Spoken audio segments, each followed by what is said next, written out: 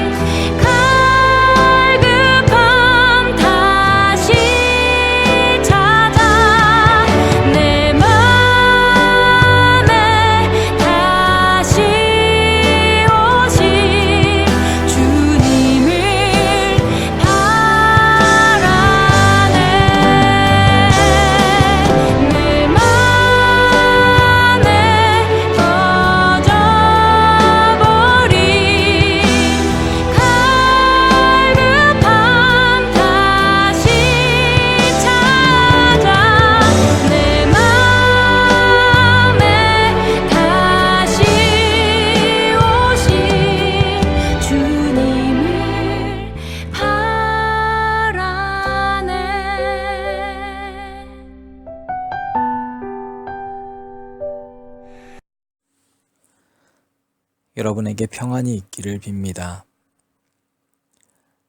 우리는 아브라함이 거침없이 흘러갔던 시간에 자신의 삶과 그리고 가정을 정리하면서 첫 번째로 가장 사랑하는 아내 사라의 죽음을 죽음으로만 마무리하지 않았던 것을 어제 살펴봤습니다.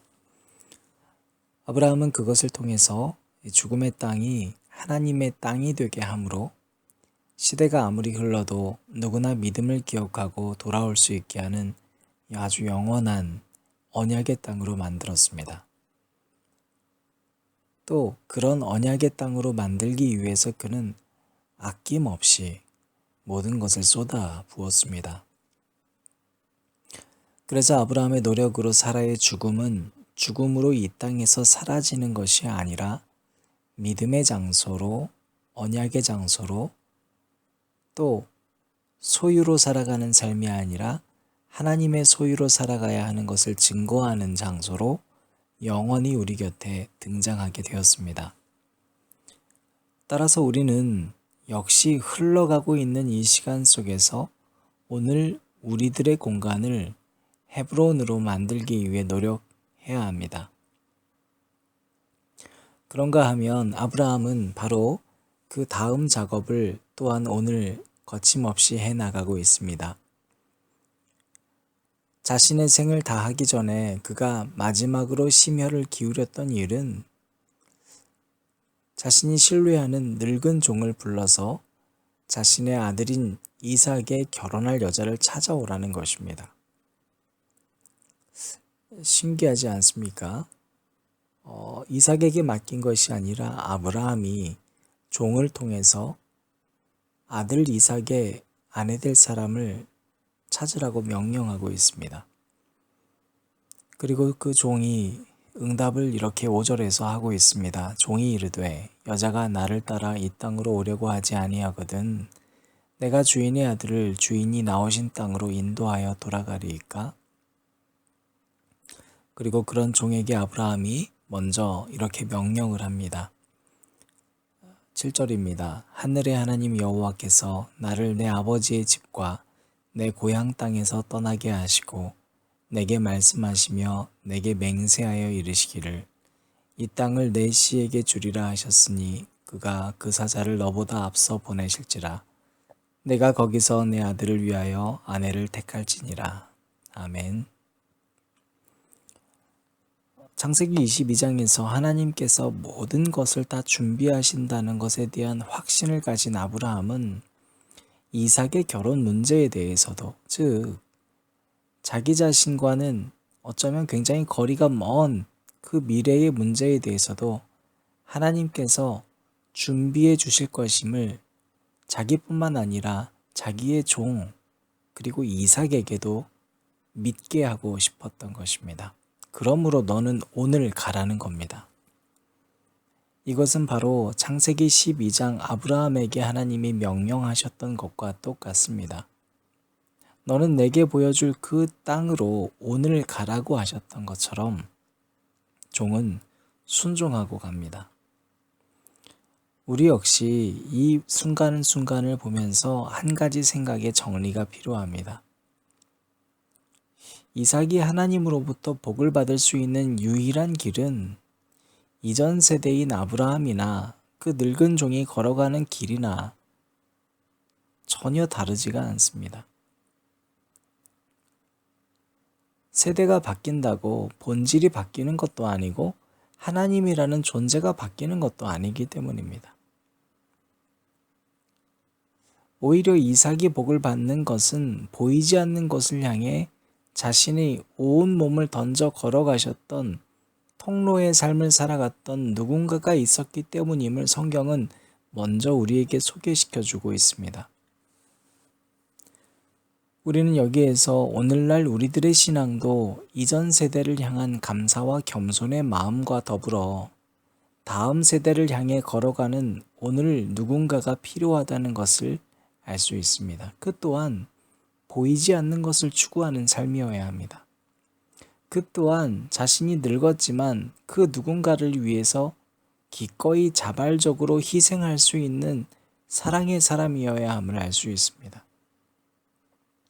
그런가 하면 두 번째로 늙은 종은 오늘 명령을 받고 기도를 합니다. 기도의 조건은 아주 간단합니다. 여러분, 이 종은 아주 늙었잖아요. 이 종이 기도하기를 본인에게 물을 마시게 하라고 해줄 수 있는 사람, 그리고 나뿐 아니라 낙타에게도 물을 줄 수 있는 사람을 하나님께서 주셨으면 좋겠다고 기도를 합니다. 그리고 하나님께서 바로 그러한 여인, 즉 리브가를 만나게 합니다. 우리는 바로 이 기도의 장면을 통해서 또 한 가지 생각의 정리를 할 수 있습니다. 우리라면 아브라함의 이런 부탁을 받고 늙은 몸으로 먼 길을 가는 것도 힘들잖아요. 그러니까 기도할 때 하나님, 빨리 그 사람을 만나게 해주십시오라고 한다든지, 아니면 정말 뭔가 어떠한 조건을 갖춘 사람을 만나게 해달라고 한다든지, 하나님, 아니면 제가 너무 힘드니까 자기 자신에게 그런 힘을 달라는 기도를 한다든지 이럴 거잖아요. 그런데 이 종이 원했던 것은 그런 것들이 아니었습니다. 종은 그저 이방인이고 낯선 대상인 자기 자신, 그리고 늙은 남자가 물을 구할 때 선뜻 내어줄 수 있는 사람,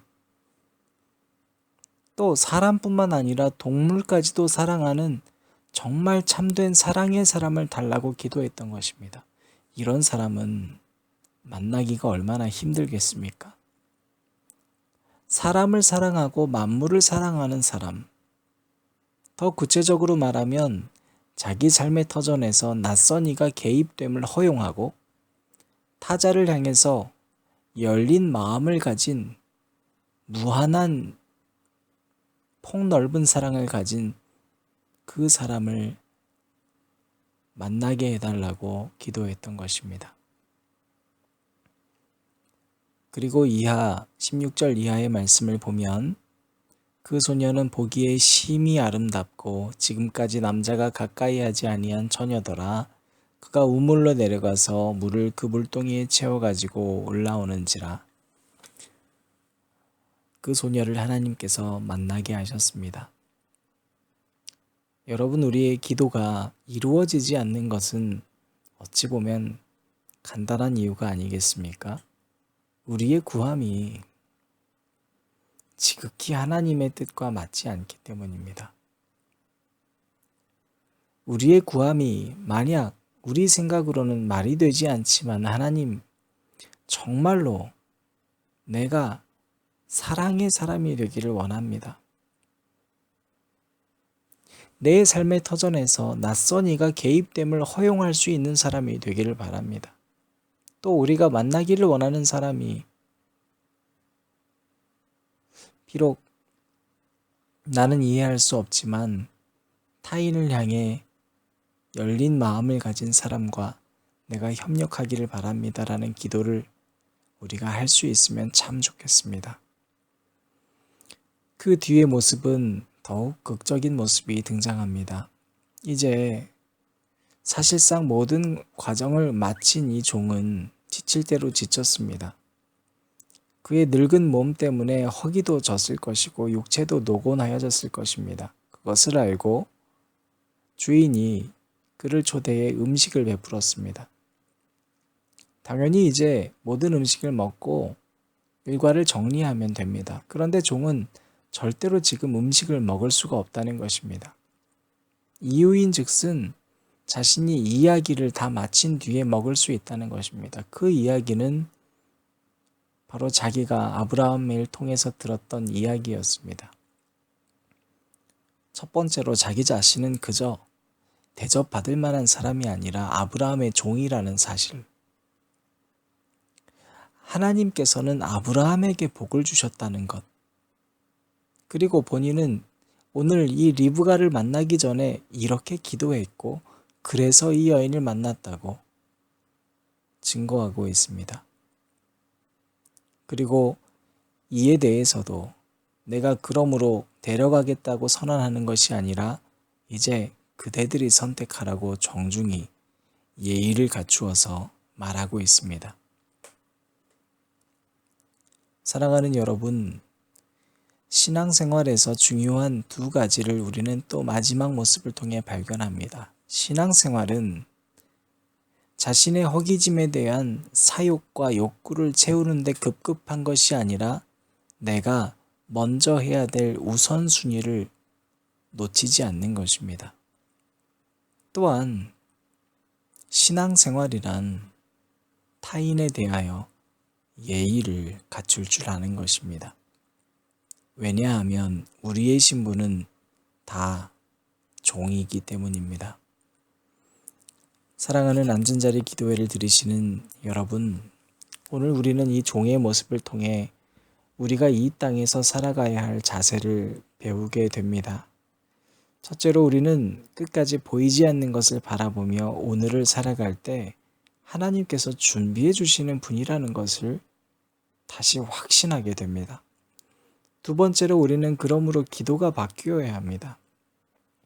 돈과 명예와 권력이 있는 사람들을 만나기 위해 기도하는 것이 아니라 사람을 사랑하고 만물을 사랑할 수 있는 사람을 만나기 위해 기도해야 하고 우리의 다음 세대 자녀들이 그러한 사람들이 될 수 있도록 기도하는 어른들이 되어야 합니다. 그걸 위해서 오늘 우리는 이 황무지와 같은 땅을 걸어갈 수 있어야 합니다.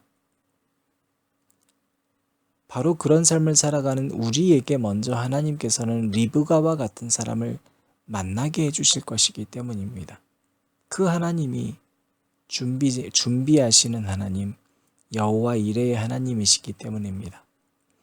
마지막으로 우리는 그러므로 우리의 신분을 잊지 않고 개인적인 욕심을 채우는데 급급한 것이 아니라 우리 삶 속에서 무엇이 먼저여야 할 것인지를 잊지 않아야 합니다.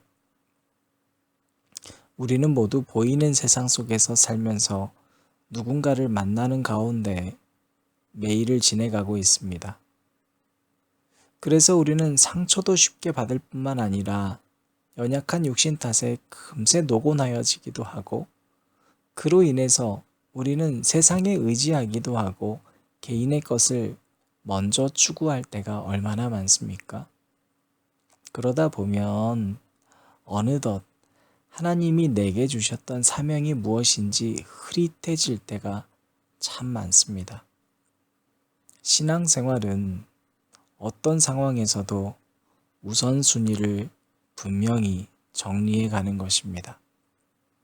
신앙생활은 타자에 대한 경계를 허물고 누구에게나 자신을 퍼줄 수 있는 리브가와 같은 사람이 될 것을 기도하는 것이요. 그리고 그와 같은 사람을 만나게 해달라고 간구하는 것입니다.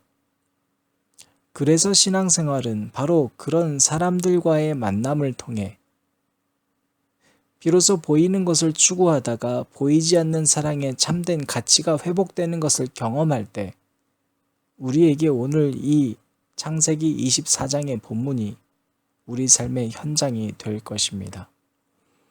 저는 우리 생명샘 교회가 그리고 이 앉은 자리 기도회를 들으시는 여러분의 오늘 하루가 리브가를 만나는 기쁨과 같기를 간절히 축원합니다.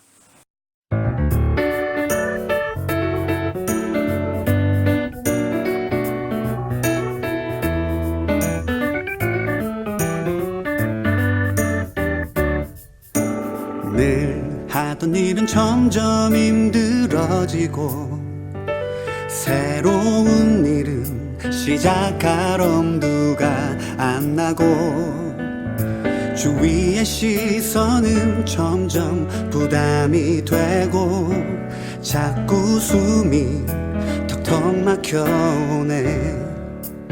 왜 이렇게 사는 게 힘들까?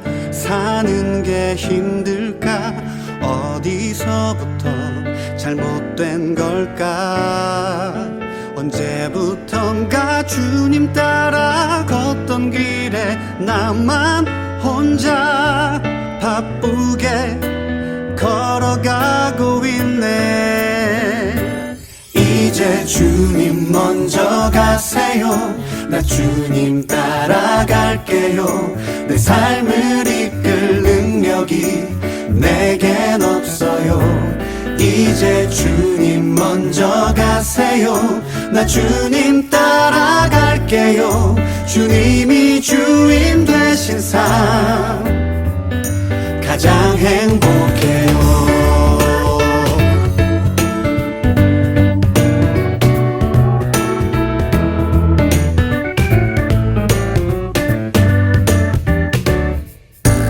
늘 하던 일은 점점 힘들어지고 새로운 일은 시작할 엄두가 안 나고 주위의 시선은 점점 부담이 되고 자꾸 숨이 턱턱 막혀오네. 왜 이렇게 사는 게 힘들까? 사는 게 힘들까? 어디서부터 잘못된 걸까? 언제부턴가 주님 따라 걷던 길에 나만 혼자 바쁘게 걸어가고 있네. 이제 주님 먼저 가세요. 나 주님 따라갈게요. 내 삶을 이끌 능력이 내겐 없어요. 이제 주님 먼저 가세요. 나 주님 따라갈게요. 주님이 주인 되신 삶 가장 행복해요. 이제 주님 먼저 가세요. 나 주님 따라갈게요. 내 삶을 이끌 능력이 내겐 없어요. 이제 주님 먼저 가세요. 나 주님 따라갈게요. 주님이 주인 되신 삶 가장 행복해요. 가장 완벽해요.